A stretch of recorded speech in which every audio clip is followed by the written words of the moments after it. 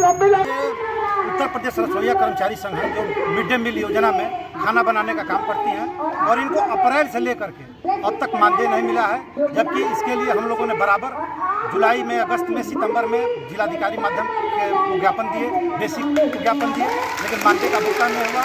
आप भली बात अवगत हैं कि दिवाली और छठ जैसे महत्वपूर्ण त्यौहार हैं और ये बहुत गरीब महिलाएं हैं, इनका मानदेय मात्र 1500 रुपये, वो भी पूरे वर्ष में मात्र 10 महीने 12 महीने भी नहीं मिलता है। इसके लिए हम सड़क पर आज यही तो दिक्कत है, 1500 रुपये मानदेय और भुगतान नहीं हो रहा है। अब आज हम लोगों बैठ के निर्णय लेंगे कि हम लोग दीपावली नहीं मनाएंगे और दीपावली बेसिक कार्यालय पर, जिलाधिकारी कार्यालय पर आकर मनाएंगे। इसका भी हम लोग आज निर्णय लेंगे। मार्च का ही मानदेय अभी तक नहीं आया है। हमारी रसोईया दिवाली और छठ कैसे मनाएगी?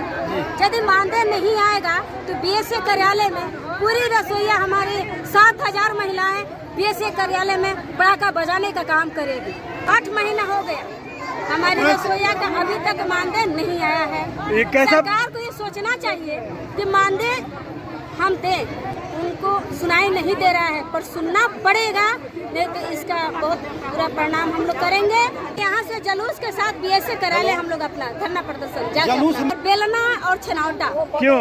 इसलिए कि पेट नहीं भर रहा है, वो हमारी रसोईया है, कोई प्रूफ नहीं है, कोई देखने वाला नहीं है और काम कर रही है तो उनको कुछ हथियार नहीं है, तो अपना बेलना छनौटा दिखाने का सरकार को काम